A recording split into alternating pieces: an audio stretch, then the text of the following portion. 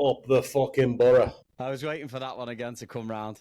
It is funny, you know what? I was thinking about what you said this morning about the social media stuff, and just even though we haven't seen, I think the last time I saw you was probably in Disney, but years ago. I'm talking like probably 10 years ago, and yeah, either Dartmouth or Bates. Yeah, one of the two, yeah. And you were there and I was there. I think we went and got breakfast in some Irish bar, I think, as far as I can remember. But like you do sort of, I don't realise how active I am with certain things on social media, but I obviously am. It's like TV stars, like, mate, if I watch Ozark, I feel like those people are my friends while I'm watching it. Do you know what I mean? Yeah. It's like I'm the same with the podcast. I listen to like Under the Cosh, and I think I know John Parkin now. Clearly I don't. But yeah. Do you know what I mean? Welcome to the Crossing the Pond podcast, hosted by me, Gary Adair, where each week our guests will recount their own experiences of resilience and transformation, whether it's moving to a new country, tackling health challenges, changing careers, or breaking through personal barriers. Today we're joined by Stewart Flaherty, a coach whose journey took him from England to the United States in pursuit of his dream of professional coaching. After realising this dream during a national championship winning stint with the Michigan Stars, Stewart has continued to evolve, blending his deep knowledge of soccer with a passion for sports psychology. Through his company, SF Erimus, he now works closely with athletes to help them unlock potential and pursue their own dreams.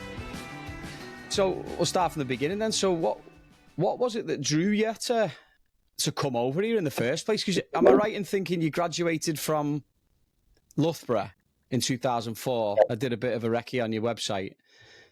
I didn't come out straight away. So when I was in college at Lancaster and Loughborough, I did Camp America in the summers, and I really enjoyed it. I did Camp Monroe, which was a Jewish camp in the mountains of New York, and I was the director of soccer there. And at the time, I didn't really have any plan to coach, but it was just a really enjoyable time in my life. I liked the travel and I liked the newness. I enjoyed the teaching of kids, the competition of the tournament days, things like that.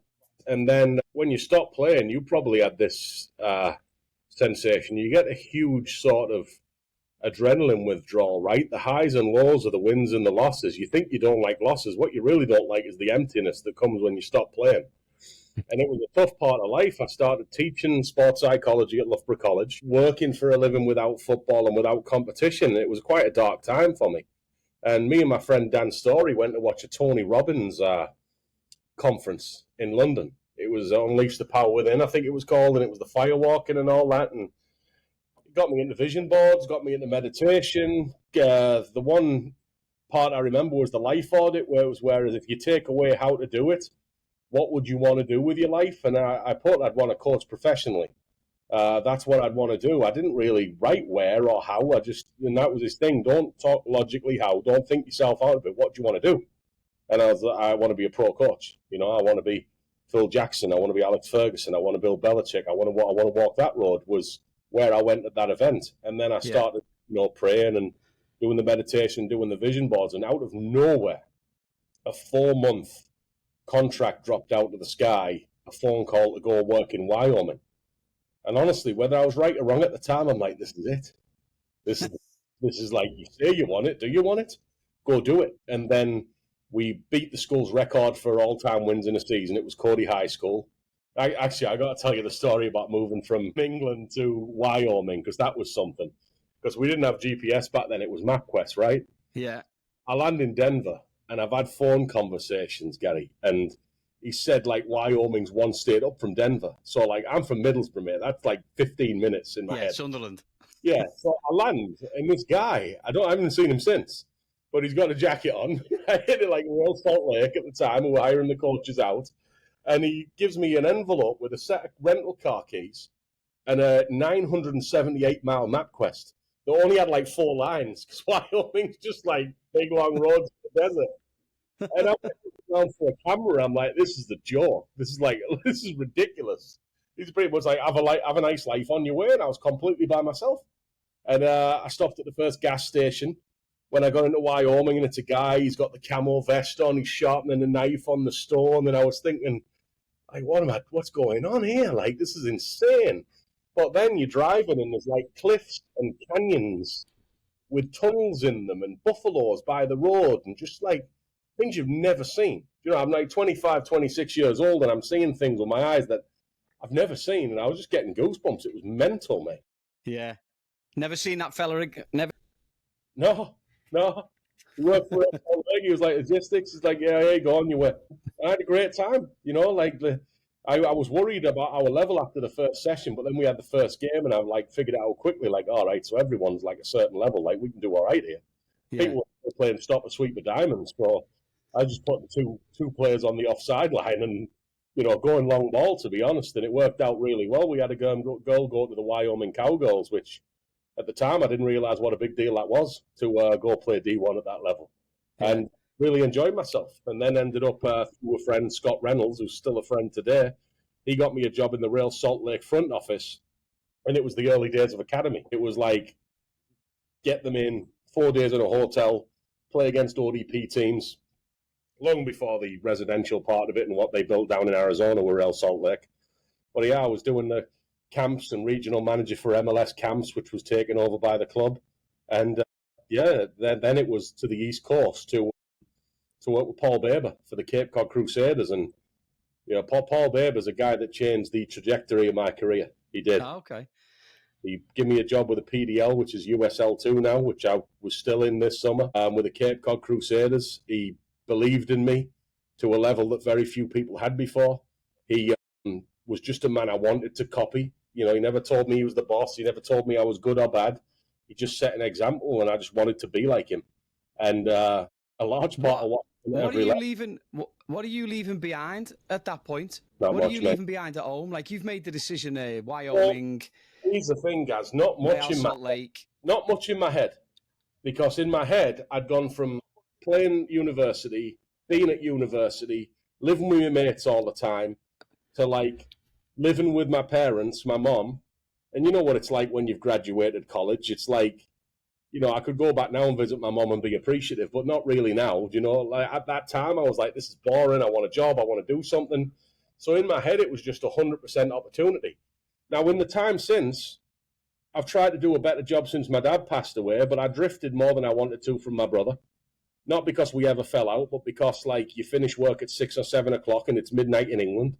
So what used to be 5 or 6 conversations a week becomes one every 2 to 3 weeks. I went to my dad's funeral years ago, and it hit me when there was so many people in that room that I didn't know, how much life had passed on without me. And because I'm doing my thing, you don't think about it, but that was just a really jarring moment of, I did trade in quite a bit. I never fell out with one member of my family. I never will. I just don't believe that's the right way to live. But I believe that there is a distance that I have to work more to close because I live on the other side of the world. So at the time, I didn't think I was giving it up. But if people are thinking about it, I think that's a very real thing. It's not the same to live in America it is to England. And it takes real intentional effort. And logistically, that time difference is a tough one. If it was the other way, I firmly believe it'd be different. If at 11 o'clock at night I could call England and they were just finishing at work, it'd be a lot easier than how it is, where you get done with your work day and it's the middle of the night and they're asleep. Why do you think it doesn't happen the other way then? Why do you think they don't ring you at 11 o'clock in England and they do. 6 o'clock for you, are you? It's not the same. We're all overwhelmed, right? We've all got jobs. We've all got people right in front of us. We all wake up with a to-do list every day. It just is what it is, man. I'm never about, you didn't call me, I didn't call you. It's just life goes by in a blur. It's true, isn't it? And time passes, and it is what it is. But it hit me at my dad's funeral that you do trade a little bit of that in, a little bit of that natural closeness, organic closeness. Yeah. So, all right. I mean, that's fair. It is. I mean, I struggle with that quite a bit as well. But I'm coming to terms with it. I think the older I get as well is listen, it's okay. Everyone's got their own little path. Yeah. You shouldn't hang yourself up on it. But go back to the football then. So, you're up in Cape Cod. At what point do you come down to Jersey? I go to Jersey when I start to get my head turned by college coaching. Yeah. And I'm really interested in the concept of college coaching. And I found a club that would let me work as a goalkeeper coach for Felician, who were in Rutherford, with Patrick Snyder, who is the man who opened the door to me from the outside, because college coaching is hard from the outside. It's not about you, mate. It's about trust, and it's about people wanting to work with you.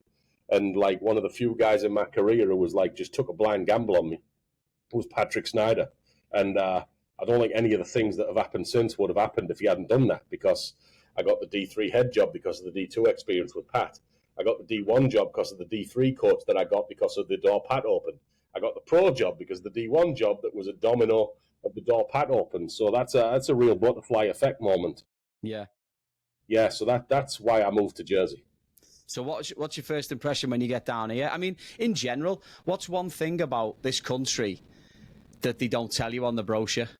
I mean, and you've gone from Wyoming to New England, now down to New York City metro area. What's one thing they don't tell you on the brochure when you're first thinking about it? Here's why it's a hard one to answer, mate. Like, Wyoming and New York, like, is that the same country, man? Is it? Because the cultural similarity is not there. I would argue New York City is a lot more similar to England than Wyoming is. You know, like, New York City is a lot more culturally similar to England than Texas is, in my first-hand experience. Yeah, and true. Utah was just a whole other world entirely. So the fascinating thing about America to me is that it's like lots of different countries. Wyoming wasn't like living in a different culture, Gary. It was like living in a different time. It was like getting in a time machine. Honestly, it was completely jarring in a good way. And, you know, some of that was brilliant. There's a lot more closeness of family. There's a lot more tradition. There's a lot more religious values in Wyoming. And then there's some darker sides of that time machine, which I don't even want to say because you get your viral clip and I'm all over the internet, right? But like, there's no similarity. If you wanted an observation in America I've made is when I moved here, I was always very, very impressed by the national pride and the flags and the anthem and the ceremony and the pride they took in America. But that's gone now. I don't know when, between me moving over here in 2005 and now, that like the American flag became a sign of division. And I do hear that that's happening in England. But like, yeah, the America I came to, what jumped off the page was the unity and the national pride and the flag and the anthem and the real sort of identity. But that is not what I see in America today. Yeah, that's true, isn't it? I said exactly the same thing to my missus the other day. We said the same thing because when you first came, there was flags everywhere, wasn't there? Every house has got, and still is the same now to a certain extent. But like, it's just got a different spin on it. Yeah. Do you think you expected to stay as long as you did? No, I thought it was literally a 4-month contract. So logically and physically, I didn't expect to be here. And I just wanted to coach and get paid to coach and see where it went. Yeah. So we'll go into that, mate. I mean, we'll start off at the beginning. Like you said, you get your, and I've spoke before about getting opportunities, and I've got people who know who they are, who literally, like you said, open the door, because it is something of a trust thing to get into the NCAA level from the get-go. So you go into Felician and you're a goalie coach for them, an assistant, and them. Like, what sort of lessons do you learn about the college process, the college levels early on in that tenure at Felician?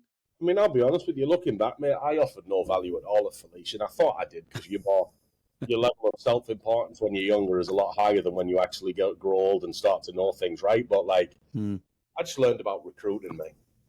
I just learned about how high the D2 level was, because in the club world, everyone will tell you D2 is less than. And then you go to a D2 school, and all those club players that when you're in the youth soccer world only, that everyone's like sort of semi-worshipping, that you know that they couldn't help the D2 team. That was eye-opening. The logistics of recruiting, the financial aid, the academic realities of recruiting, the ways you have to move money around, the consequences of missing on high-money players and what that can do to your locker room. I would say the ins and outs of recruiting was really the footprint that Felician left at me. We were on an all right team. We had some good years. We had some bad years. But I'll be forever grateful for Pat for what he did for me, to be honest with you. And how long were you there before you were? 2 seasons. Two seasons there. And then from there you go up to Bates. Yeah, I mean, that was it was a semi-logistical thing. And to be honest with you, it was somewhat the stars aligning, mate, because I've already worked with Paul in Cape Cod. I meet a woman who I marry, and she's passed the bar exam up in Maine. So our earning power as a couple in Maine was infinitely higher than it was in New Jersey. So that was the reason for the move. So I was applying into everywhere in Maine. I got turned down by schools applying as a volunteer just to work for them and not get paid, and they turned me down. That's where I was at the time. And then Paul brings the Cape Cod Crusaders to Portland, Maine to be the Portland Phoenix. I already know Paul. Now I've gotten in, you know, now did U16 and U17, and I got a volunteer assistant job at Bates College, which I did for 2 years. But like in my head, I was like 20% the Bates coach and 80% the Phoenix coach, because that had the PDL team in the summer, which was tremendously successful. That I was involved in, and that was had my wins and my losses were like kind of invested in that. And then when the coach got fired, half of me was like, do I go for this job? And the other half of me was like, I'm not getting this job. I've got, like, my college resume is paper thin. So I was applying everywhere. I actually was set to go down to interview for the Navy women's goalkeeper job right as I got offered the Bates head coach position. And it was my first head job. And God, I was criticised heavily by some of the old heads in Maine that thought they'd been waiting for that job. And, you know, they've got these chat boards online that were like, this kid doesn't know what he's doing. The NESCAC's too high a level. It's going to eat him alive, blah, blah, blah, blah, blah. And I ruffled some feathers when I got that job. But, like, I needed that. There's a lot of things in my life that really irritated me at the time. The 2-3 steps down the line, I'm like, oh, that's why I went through that. You know, that. Because, like, all, like, the 0-10 team at Bates and, like, the losing team and the constant criticism and the people, like, not believing in me. When I went to Michigan, mate, people really hated us. Like, we had Trump rallies at the facility because of our owner. We'd had riots, like, on the field, bench clearing brawls. We're going away from home, 5,000 fans. And, I just felt steeled. I'm like, I could win with an 0-10 D3 team. You're giving me pros now. So the perspective in my head was almost like I'd been trained for it. But obviously, when I was at Bates, it just felt like suffering. You know, my first 2 years were just giving all my life to this job, and we're getting like 2 conference wins and 3 conference wins. But it was just enough to keep recruiting, because it wasn't just 2 conference wins. We won none last year, and now we won 2. We won 2 last year, and now we won 3. And then my last season there, we beat 4 teams that were ranked in the top 25, and we blew it out the water. But I'd suffered so much, and I'd looked in the mirror so much, and I'd turned to my friends for advice, and I've been blessed with, like, serious football mind friends, like guys who've coached DPL that I could lean on.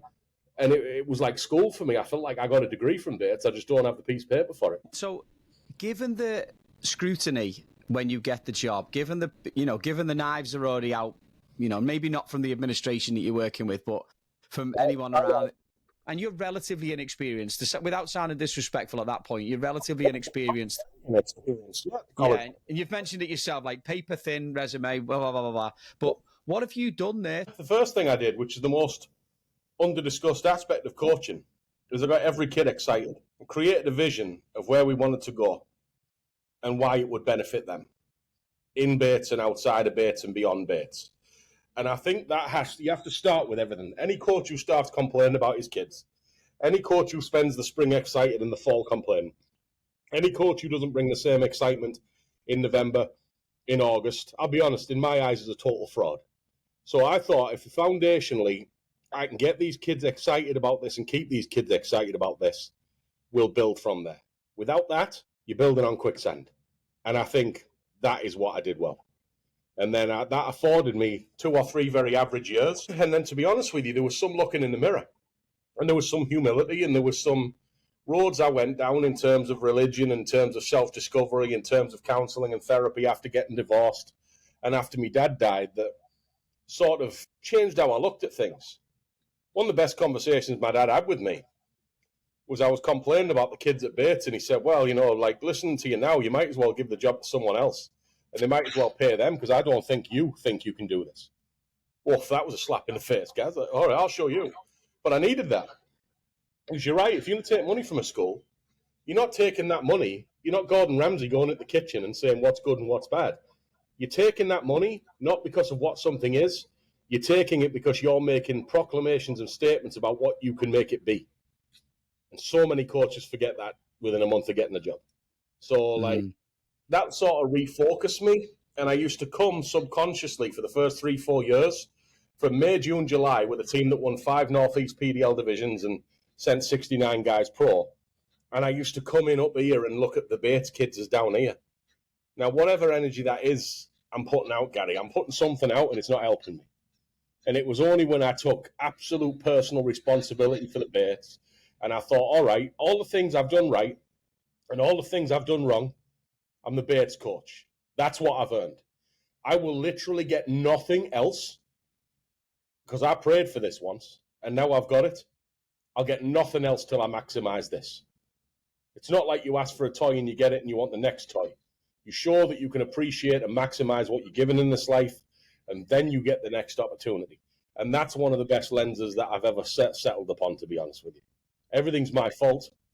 I'm here on purpose, and there is a solution or an achievement or a skill I can learn that I can figure this out, and then I'll graduate like it's all a big video game. And when I started looking at it like that, I got very different results and very different responses. And I dug even deeper in terms of things I could do with the teams, and I think my relationships became even a level deeper. Now, I'm just going to give you this analogy. Often, success in coaching is about standing where you are and digging a hole 10 mile deep, not climbing the next hill you can see. And it really, there was a beauty in being in Maine. I was distracted in Jersey. I was going out all the time. I was going to Giants games. I was doing this. In Maine, I was here doing this, and it was that was it. And I would take price. This is when the relationships with the family maybe fall away a bit. This is when I have less friends. This is when at times I feel a little bit isolated, but I wouldn't trade it. If you give me purpose versus social surroundings, I'll take that daily feeling of doing something significant every time, Gary. And to be fair to you as well, that has played out well, hasn't it? And you talk about maximising the situation that you're in. I've said it a couple of times in the past couple of episodes about being where your feet are and taking advantage of that. You had some good runs at Bates, didn't you? I mean, I can always remember that one game. Didn't one of your games kind of go viral because didn't you score a goal in the last second of the game or something like that? I'll tell you some memories I have at Bates. One is we play. So the game you're talking about is Colby College. So That's the one. It's the biggest rival. We haven't been to the playoffs for about 9 years. Comes down to the last game of the season, and Colby need a draw or a win, and we need a win for the last playoff spot. We were in the last 40 seconds of the second half of sudden death overtime, and we scored from a corner to win 1-0. I remember it. Yeah, I remember because it did make something. I'm sure it was on something. It made a lot, mate. Yeah, because it was literally last second. It was because it went out for a corner, and you were you could see the clock ticking down, and you just get it in the box, and it comes in, doesn't it? And I don't even know if it got cleared again and then get put back in, but. No, it was. And everyone just went bonkers. So Morgan Dudney is a genius because it was a player designed for a back post runner, and we mishit the corner and it went out to the penalty spot. But instead of taking a shot in panic, Morgan flicked a header from the penalty spot to the back post runner because he knew where it was. Yeah, because that was it. Yeah. You were oh, he's ballsed it, and then all of a sudden the ball's back where it's supposed to be. Yeah. But we had another game where we hadn't won a home game in the conference. This is what I inherited for 8 years. And we beat Con College in overtime. That was scenes. We went to Wesleyan on a Saturday, Gary, and we got beat 5-0. And then we had to get on the bus and go to Williams, who were even better, and we'd never beat away from home and still haven't beat away from home other than this date since 1979. And we beat them with an 89th minute equaliser and a stop and an overtime winner. Scenes. Then we went to Colby, having not beaten them for 7 years, and beat them 5-1 on their field. We beat Middlebury 3 times in 5 years, and they were ranked in the top 20 every time. We had some magical moments, mate. We really did have some beautiful days at Bates, and we wouldn't rewrite any of it. It's one of the most pivotal times of my life, and pivotal in terms of my life's heading this way, and it goes that way for the better. Bates did that for me. I'll always think that of Bates. As much as you've got them back on the map, they've got you on the map at that point as well, and then and then you get your move to, from there you move to Dartmouth. You talk about maximising your potential of where you are. You've done that. I mean, you would agree with me, and people who know you would agree the same thing. So you do get the next, call it the next step. Yeah. So I'll be honest, when I left Bates, I didn't think I'd done everything that could be done, but I thought to go up a level would have took me another 4 or 5 years, and it wasn't a trade I was willing to make. Because what age are you at that point? Don't want to talk about it. I was 40. I'm made up having this because I'm finally, the last couple of times I've been doing this, I've been talking to people who've been considerably younger than me. So now I'm just I'm just even averaging out the age range. Careful, Gary.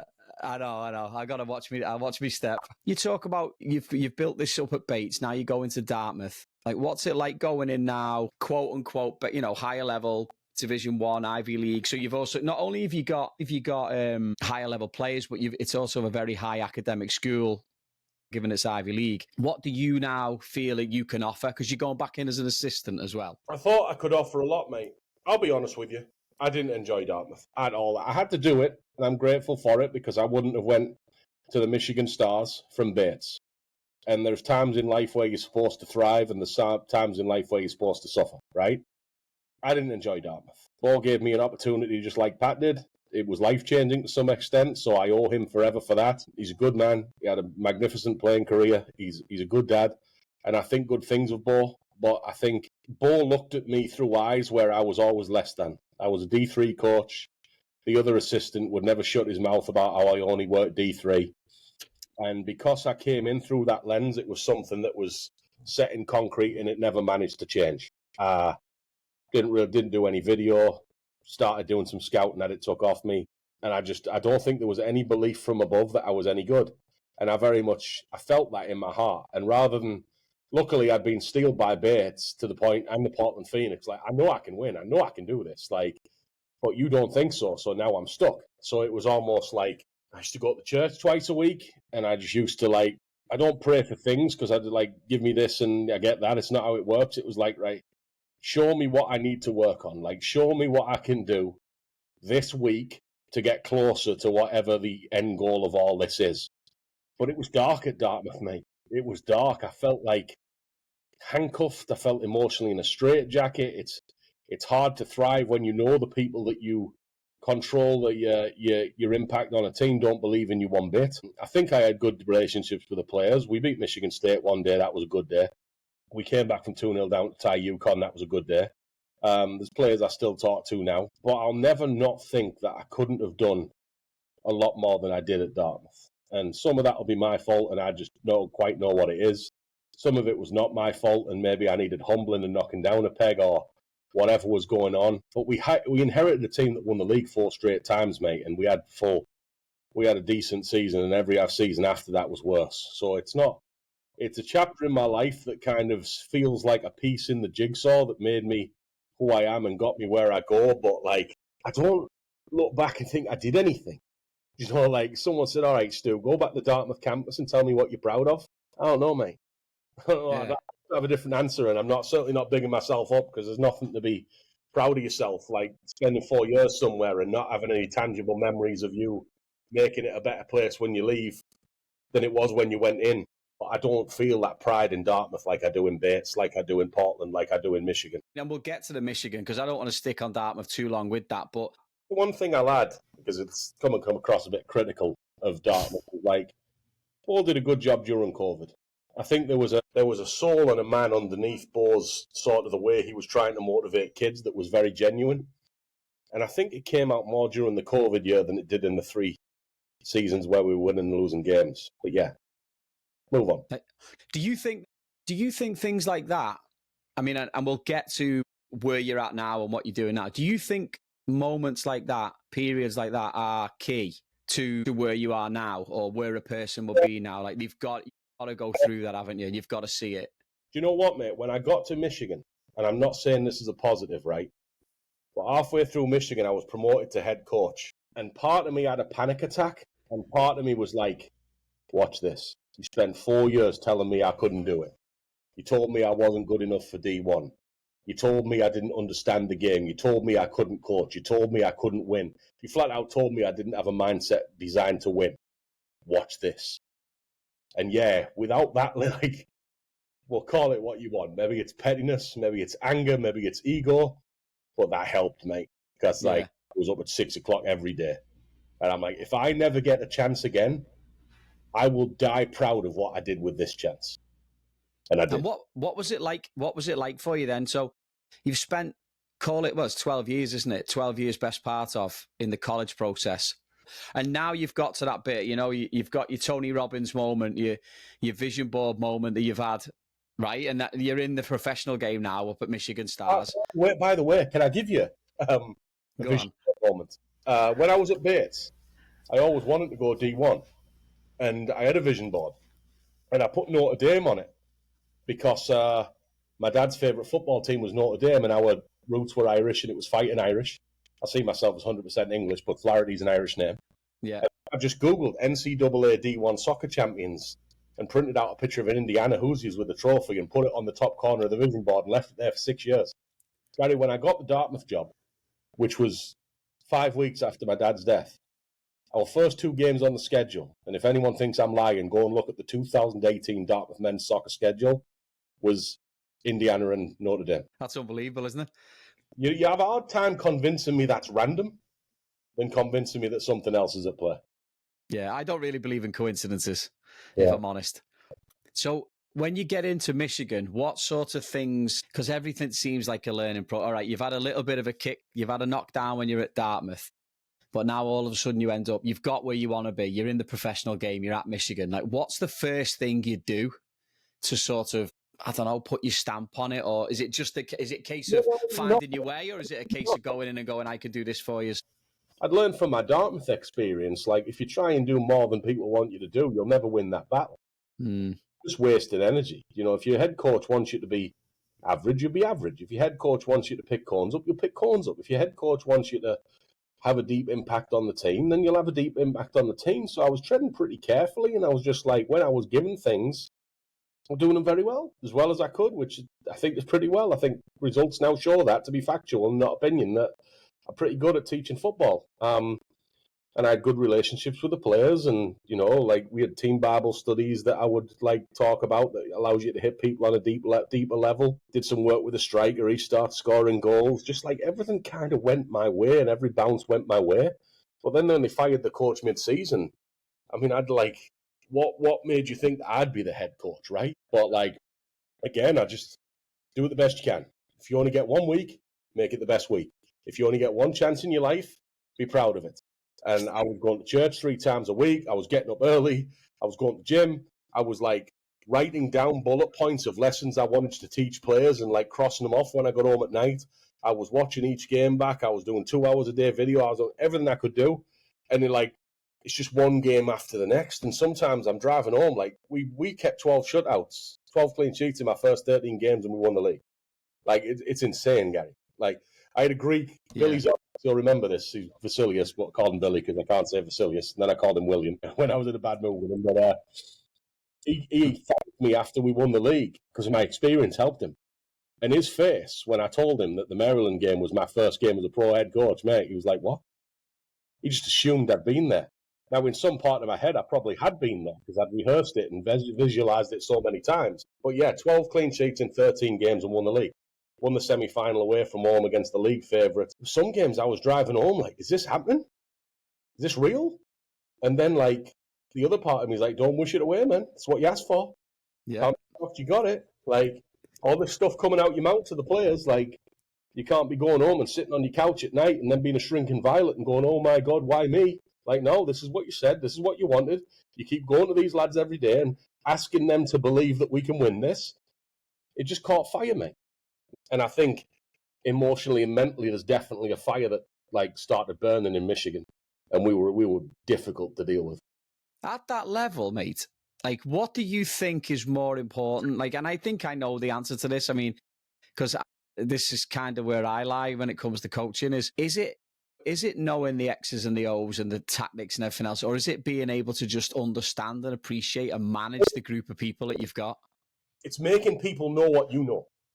There's no point knowing things if you can't have 15 people walk out of a locker room and be asked what the game plan is and give very similar answers that aren't very long. If, like there's an Atlanta Falcons coach is interesting. At the end of sessions, he makes the players diagram plays because it's not what about he knows, it's about what they know. And, like, there has to be a clarity of vision. There has to be a noses pointed in the right direction. There has to be mutual respect and equal standards for all people. There has to be a belief from a player when he looks at you that he's somewhere in his life, wherever that is, and you can get him at least one rung further up the ladder, and you want to do it. It's all those things. Did you find that easy to sort of approach those? Because you are, you know, you do practice your own faith. You are very self-aware. You are able to develop that belief that players have. Were you able to sort of put that together to get those 13 wins, or was it a combination of everything? One day at a time, mate. One day. Yeah, yes. I like people, mate, and I'm only the man I am because 4, 5, 6 people rolled the dice on me because they saw something that only they saw. I like to be that guy for people. People know I like to be that guy. And the combination of them wanting to do something and me believing they can do it and giving a bit of value, whether that's on or off the field, that's it, mate. That's the answer is somewhere within all that. How long did you keep that national championship ring on before you give it a wash? I've watched it. I love it, mate. It's on my desk. It is a symbol of believing in the unseen. Because if I was head coach in Michigan for 100 days and you asked me the truth, 95 days, I'd be like, yeah, that's going to be really hard. But then, no, on the semi-final, no, we're doing this. We're doing it right now. And if you're going to beat us, it's going to be really, really difficult for you. And then the day of the final, there's if you win this, it is going to take an effort above and beyond anything you've ever put forward, because we are not folding now. I've been fortunate enough to be in situations like this where you've had teams and you're just like, if we do this, you kind of know this will happen, out with something crazy, just because you've got that momentum or you've got that, call it, you've caught fire. You get moments of sun from the clouds. You get a goal from a set play you practiced. You point something out in a scout and they take advantage of it multiple times. And that's sort of I don't know, it makes them believe in you a bit more. Do you know what I mean? It's never a full game, but you get moments through the clouds of yeah, lads, this is what we were working on. And then they see that, but ultimately, the foundation is to grit your teeth and fight at all times. To if you go down swinging, to never stop, attacking, to never stop defending, to never put less than your best effort forward. That has to be the foundation at all times, and the tactics come on top of that. Yeah. What was the reason that you moved away from there? The owner, George Yunchai, is a great man. I like George a lot. What he showed me through the way he lives is he's not a millionaire, Gary. He's a billionaire. This guy can do whatever he wants, whenever he wants. And all he does is go to work and spend time with his wife and kids. And that was really powerful to me, because when I was in Jersey, me and everyone, you give us $200 and we'll go to the city. To do what, man? Yeah. I mean, talk to people you don't know and drink. And there was just something very grounded and family oriented about George that I was really drawn to. And I really respected him. But once George's attention and daily focus moved from Michigan to Europe, it changed for me. But I told you, I had the panic attacks, and I did, and I was nervous, and I wanted to succeed, and I did succeed. But I never felt on my own with George. Never. But then when George wasn't there every day, I started to feel very lonely. Yeah.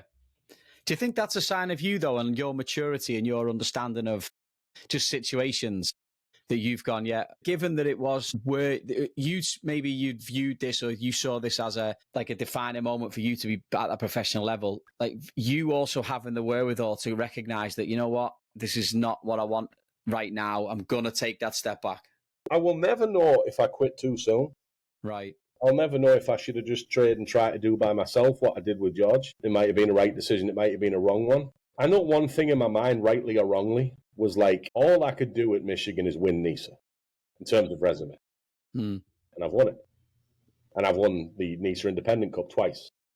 So, I can do it again. But in that moment, it wasn't that too appealing to me.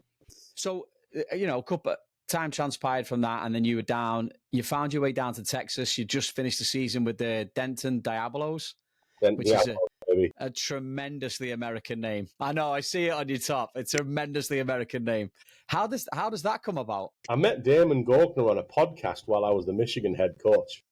There's a guy called Dan Vaughn who covers lower league soccer, and he put me and Damon on a podcast talking about England for the World Cup years ago. And I like Damon. Damon's an interesting, unique, charismatic guy who's very passionate.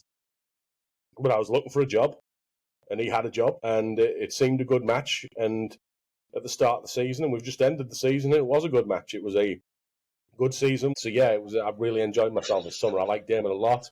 We made Damon's son Hayden the youngest player in Diablo history when we put him on in the last game. He's the youngest player in Mid-South Division history. He's going to go try on and play college.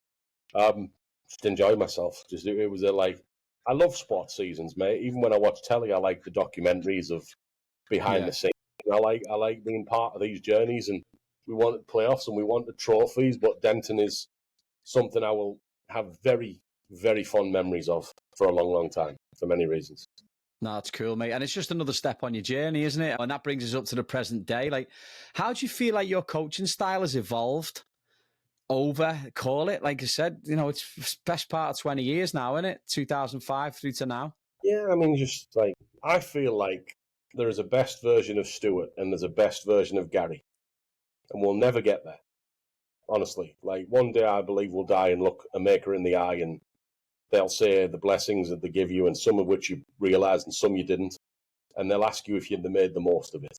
And the answer will be, I tried my best. And that involves learning about relationships with other humans. It involves teaching lessons to people at 20 years old that you know now at 45, and they don't know at 20, rather than just bragging that you know more than them when you've been alive 25 years longer like an idiot, or making excuses about this generation of kids being weaker than you because you were so tough.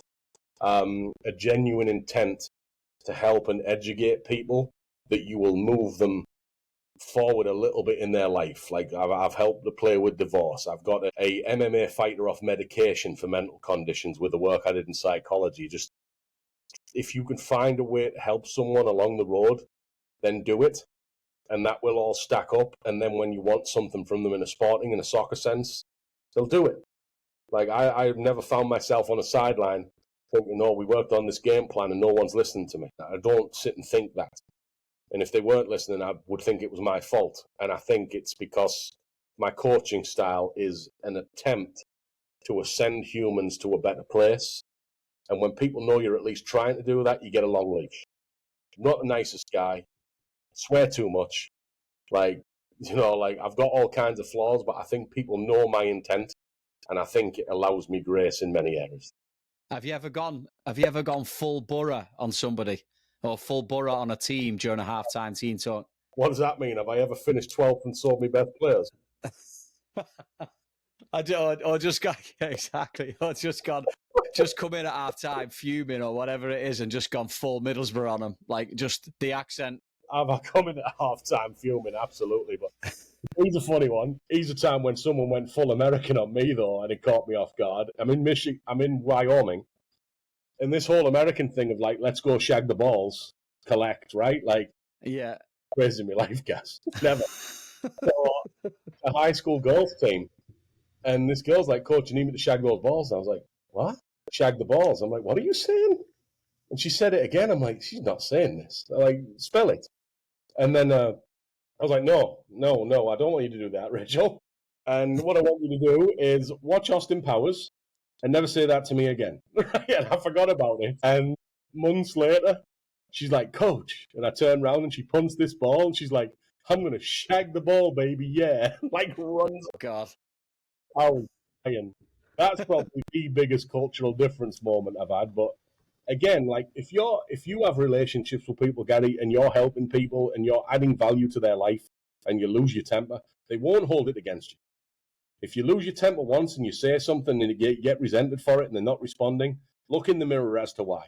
Because they don't like you and they don't think you've earned the right to question them. It's so interesting you say it, and I'm nodding my head as you say it, because there's a fine line. But like you said, if you're allowed to lose your temper every now and again, if you've earned the right to lose your temper at a certain person. So you've been doing the psychology work on the side since 2000. Was it always the plan to juggle both? Because obviously you're not always going to step away from coaching. But was it planned to juggle both the mental and the mental and physical sides of things? Here's how I look at it, Gary. You keep saying juggling. I don't believe a soccer player juggles the weight room and the training field. I believe the weight room makes them a better player on the field. I don't believe I juggle this work.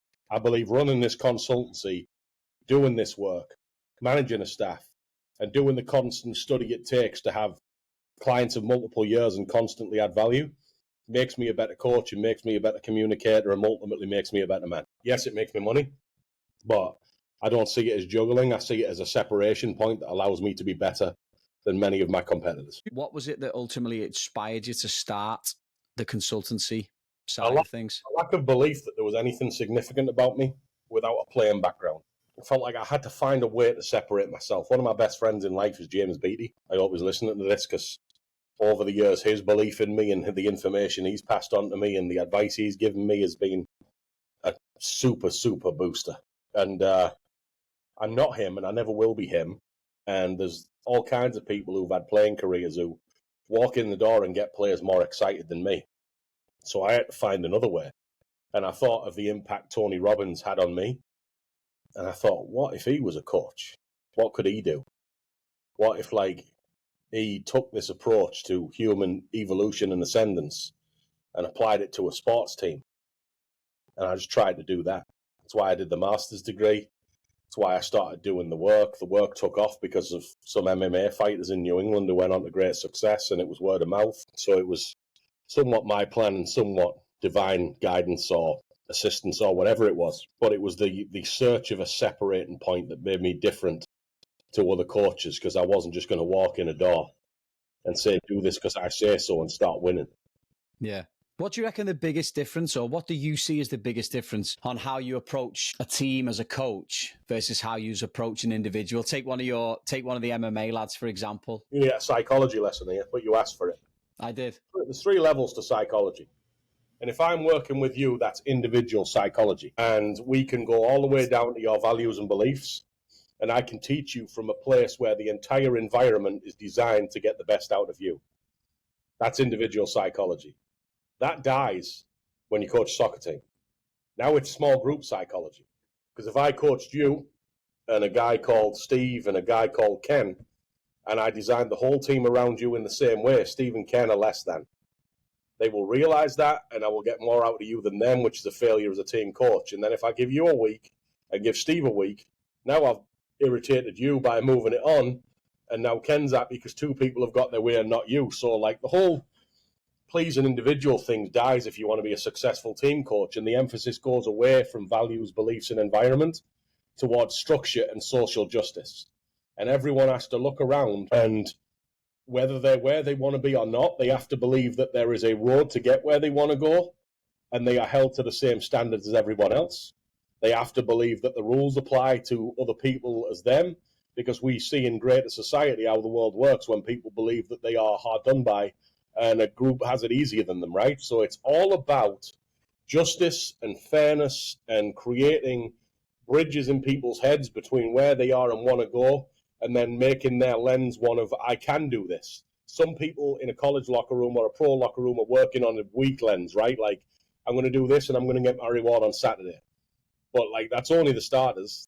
Some kids are going to have to be like, I'm here and I want to be here, and my timeline is going to be months and years. It's your responsibility to teach them that, and your responsibility to provide an environment where they believe that's fair and right. That's small group psychology. Then you got mob psychology, which is interesting because, like, it's thousands of people who don't talk back. So now the only way you can lead is through inciting emotions and calls to action.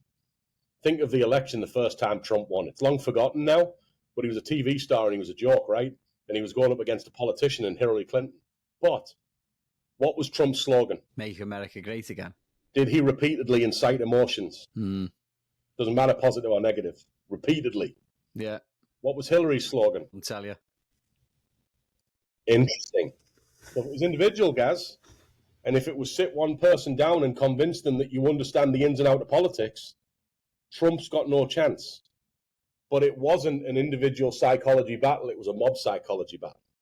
And coaching a football team is not an individual psychology project. It's a small group psychology project. So you have to realize what you're doing and what you're working with. That's the biggest difference. That's a really good answer, mate. I've got nothing. I've got to go on to my next question. I am interested in this one because a couple of people who I know who work in this field, what's some of the biggest mental hurdles that you see today, commonly? Weak leadership. I believe we are the worst generation of mentors and coaches who believe myths with no evidence and teach kids that they're less than through a disingenuous lens designed to self-promote. And I believe kids believe it. And I think if we really wanted to dig into it, it is absolutely related to their self-perception and heightened anxiety because they're constantly told they're less than. He's an example. I don't know the exact numbers, but I did at one point, and if you Google them, there was about 8 teenagers in the squads combined of the 1990 World Cup. Maybe less, Gary.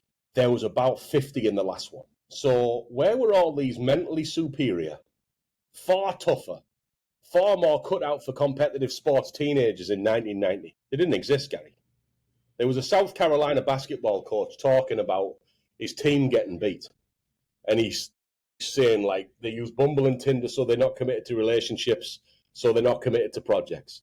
They play video games and they reset so they're not, like, tuned into comeback. They read magazines and not books, so they don't... All this nonsense, right? And everyone's nodding. And not one said, all right, so that team that just dropped you by 40, when were they born? Because about 1,000 times I've heard someone say, it's hard to coach this generation of kids because they're weak, or their insert excuse here.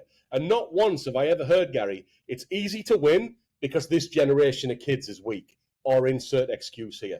Every single week, I'm against emotional, fragile opposition who weren't as tough as I was when I was a kid, and they're all soft, so I should win. Why does no one ever say that, Gary?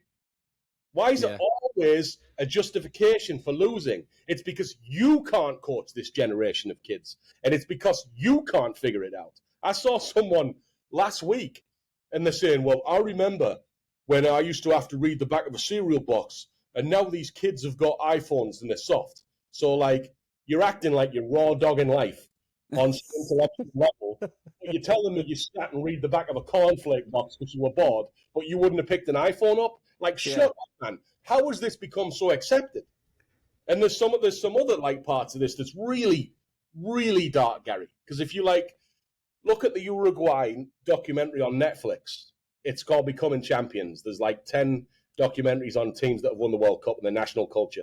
And Uruguay will say winning and losing matters, and results are a reflection of reality. And if you want to improve your results, then you have to change your behaviors and apply them for long enough to see a change. What does America say? You're not allowed to win and lose. Mental health. Have you ever compared the teenage anxiety rates in USA and Uruguay? I haven't. It's a lot higher in the USA. Teenage depression, a lot higher in the USA. Teenage suicide rates, a lot higher in the USA. All the medication and expert counseling in the USA and Uruguay, and not one person thinking, maybe we're not approaching this in the right way. How do you, so if you have do you experience that as well, though, with clients that you have? And then if you do... Yeah, I deal with young kids who are brought up through a lens that they're less than. What do you do then to create this sort of mindset for them? Because Start telling them the truth, Gary. Start telling them the truth.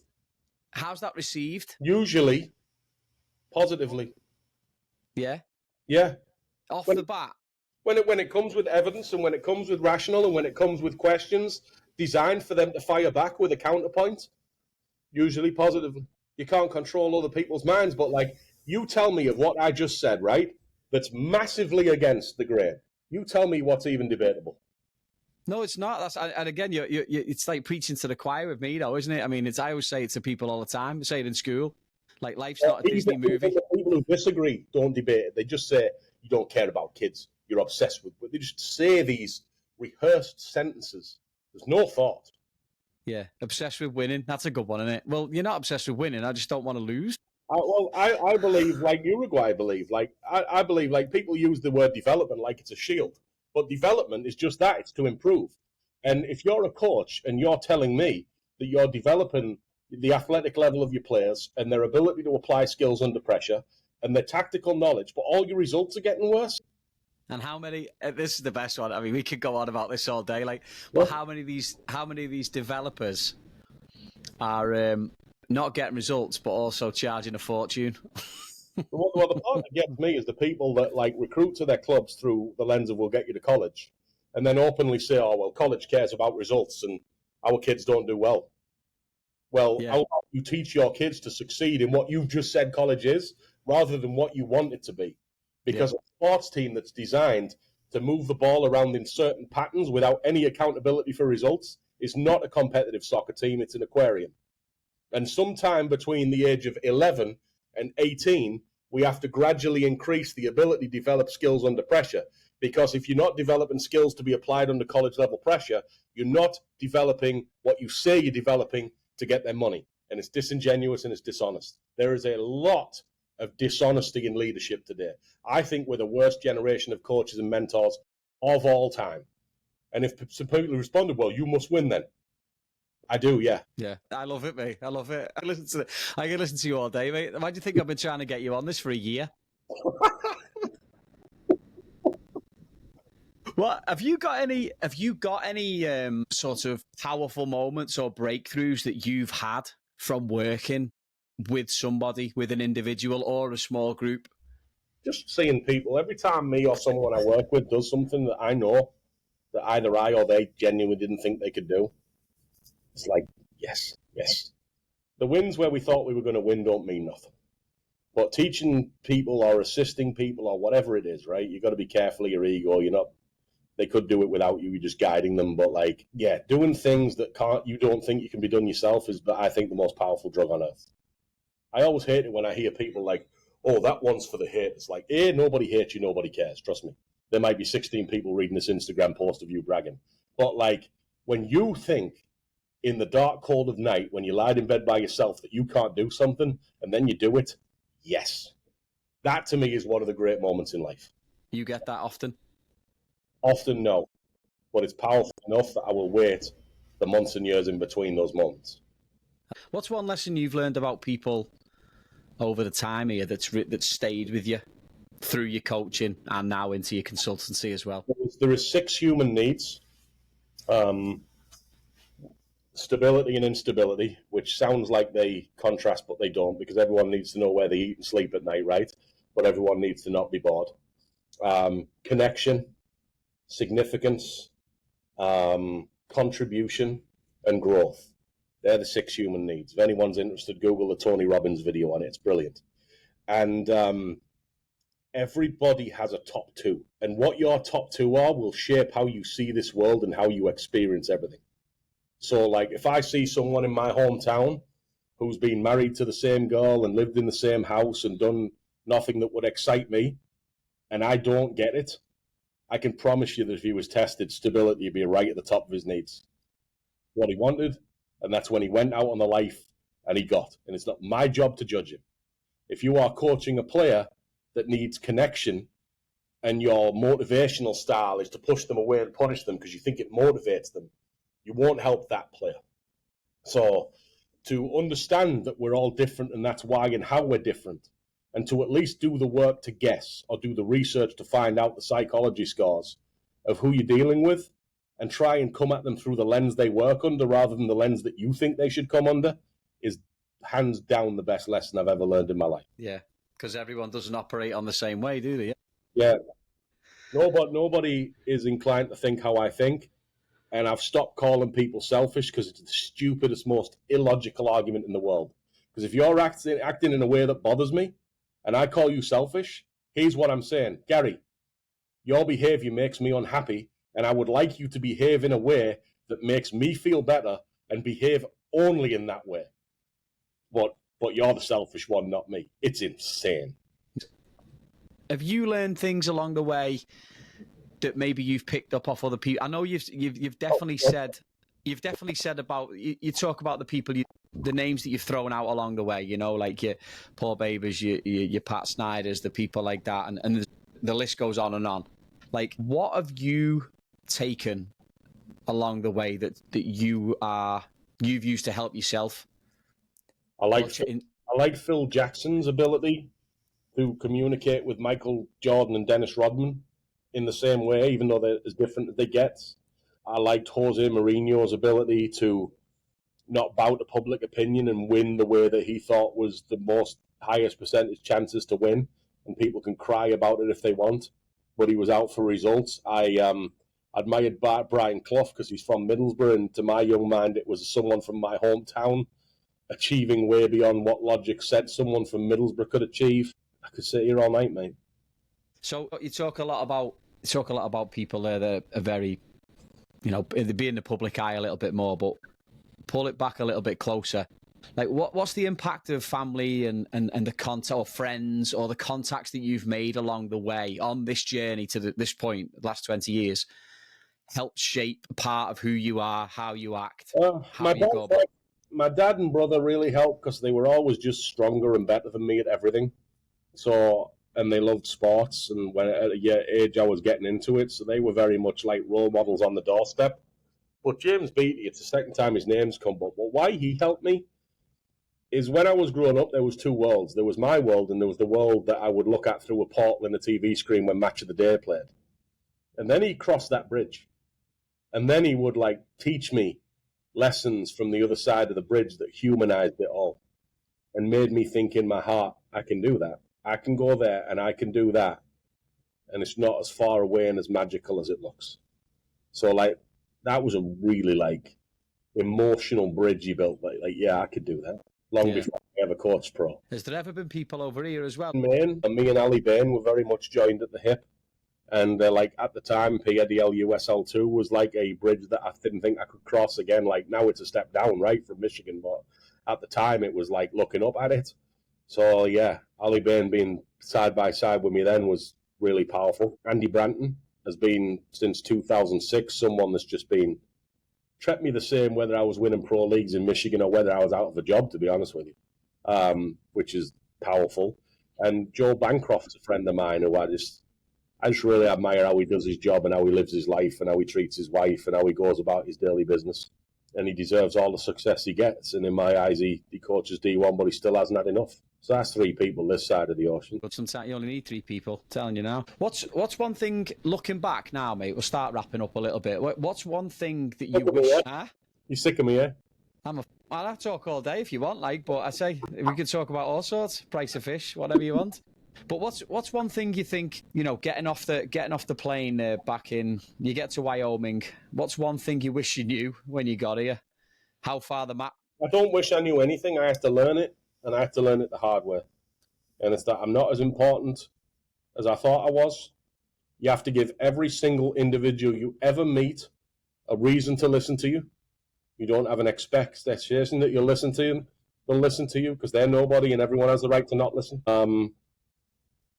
And then, I didn't really have a clue about football back then. I thought I did, but like 20 years of learning later, it's like caveman level teachings that I thought were advanced. But you're supposed to learn. You're supposed to fail. You're supposed to can't put a chicken in the oven at 1,000 degrees for an hour, right? It's got to go in at 300 degrees and it's got to take as long as it takes. And I don't wish I knew anything. I just I hope that the lessons I've learned over the 20 years, which have done well for me, I can teach players who play for me quicker than I learn. Take the young lad who played this year for Diablos this season. Like, what sort of advice are you giving to these younger players as they go on? Be honest about where you are. Find out where you want to go. Find out why you want to go there, and continually seek out difficulty in the quest to make yourself the man you need to be. And if the answer is, I'm already that kind of guy, you're not. I believe every single one of us on this planet is absolutely where we deserve to be. When you reflect on everything, has there been like a proudest or sort of quiet moment where you're like, you know what, I'm actually doing all right here, that maybe not everyone would know about? Oh, didn't know about. I mean, maybe they do know about it, but I sat and cried when I got home after we won the league with Michigan, because I just couldn't believe I'd done it. I just couldn't believe it. 17 years of just running into a brick wall, wanting something that I thought would never come, and then it all happening in the space of 2-3 months. That was special. That was almost magical. I definitely believe something else because it was so illogical how it happened and what happened and all the things going there. So again, getting someone off medication for mental conditions and seeing them shine, that was special. The feeling I had leaving Bates, knowing in my heart and soul that I'd left it better than I'd found it, and nobody could argue against it, that was a nice feeling. I enjoyed Denton. They'd never been in the USL2 before. Won 7, lost 4, drew 1. I was proud of that. Turning on my TV and watching players that I used to coach play pro, I don't know, stuff. It's not a great answer, is it? But that's the stuff that springs to mind. I hear a lot of humility in you, in the way that you say and the way that you've sort of framed everything, us talking today. Do you ever think sometimes, you know what, mate, you're actually all right at this? There's something there when you say humility, a lot of people call me arrogant, mate, because I think I'm very good. And I think that, like, I'm 20 years deep now, and I know a lot, and I teach this very well. But I don't believe the success I've had is just me. And I believe if I forgot that, it would all go away at the click of a finger. But do you also think that the people who call it arrogant don't... Because my thing is, like, listen, I always find that arrogance is if someone thinks they are, you know, the bollocks or something, but they don't really know, but they have this way about them. But if you win and you're successful... I've always thought arrogance... And you back yourself, then... Yeah. I've always thought of arrogance as telling other people what they can't do. Like, if I want to go coach in the MLS and that bothers you, that's your problem, not my arrogance. If you lost to me and you don't like the way I talk, that is your problem. If I start telling you what you can and can't do based on my opinion, now you can call me arrogant with some justification. Yeah. Is that humble? Not really, Gaz. Not like... No, but it's more. I suppose it's more backing, isn't it? You are backing yourself, and it's warranted. Yeah. If we say it that way. It is now, but I think the lesson for anyone listening is it wasn't then. If we're having this interview and I've just got the Michigan job and I've never won a pro game, and I'm sat here telling you I'll win the league, it wasn't warranted then. But I wasn't waiting for it to be warranted by other people, because other people is ultimately not what I'm going to answer to when this journey's over. Yeah. What do you think's next for you? Mentally, spiritually, whatever it is, like where do you see yourself moving? I'm going to try and find an environment where I can compete, I can win, I can move other people along their journey in life, and I can take steps to where I want to be. I have a vision of where I want to be, and if I don't wake up every day thinking I'm at least inching closer, I get very unsettled. That's what I'm looking for. Sound. If people wanna check in on you, or maybe solicit your services or whatever it is, how can people follow you? At Stewart Flaherty. Are you going to have my name spelled anywhere on the screen? I'll put it everywhere. I'll tag it up and I'll put everything on it. At Stewart Flaherty, Twitter and Instagram. DMs are open. Do sports psychology work. Do mentorship and guidance aimed at like youth athletes, high school athletes. So yeah, I can be found there. There's especially on the Instagram. There's a lot of examples of the work there. Yeah, so there. I'm Perfect, mate. Not giving my cell phone out. No, don't worry about that. It was hard enough getting it. It was hard enough me getting it just to set this up. Bloody hell. I'm not putting my cell phone on the Scouse Joe Rogan podcast. That's not happening. Scouse Joe Rogan. Jesus, that'll take some time to stick, I think. Listen, mate, thank you so much for your time. I know you're on the road and you're travelling around, so I do appreciate it. You've definitely given me a lot to think about. If I'm honest, I'm hoping the people who listen will have a lot to think about as well when they go back and listen through this or watch it.